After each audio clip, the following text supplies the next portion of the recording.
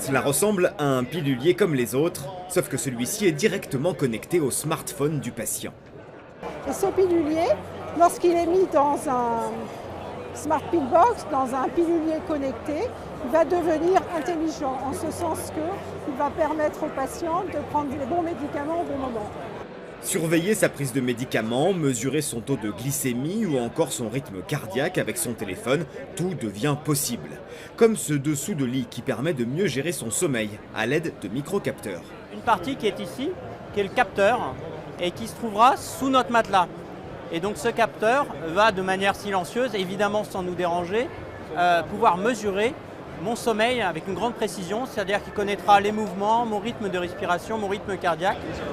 Depuis quelques années, le développement de la santé numérique s'accélère. Avec une croissance moyenne de 5%, le marché représentera près de 6 milliards de dollars en 2017. Baptisé Quantified Self, ce mouvement a pour objectif de mesurer, analyser, stocker en ligne ses données personnelles et surtout de les partager avec son médecin traitant.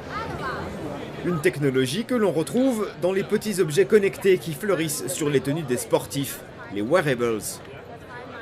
Nous développons des capteurs qui sont intégrés dans les appareils qui se portent. On a glissé notre capteur dans ces écouteurs et ça permet de surveiller le flux sanguin et de mesurer le rythme cardiaque et les calories brûlées. Encore largement dominée par les startups, la santé 2.0 attire désormais les grandes marques, comme ce capteur fixé sur les chaussures des enfants et connecté aux jeux vidéo.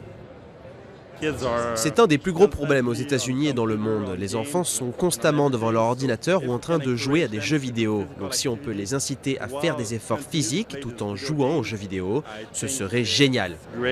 Reste un bémol. Si la technologie est opérationnelle et déjà commercialisée, cette révolution numérique de la santé n'est pas encore arrivée chez tous les médecins.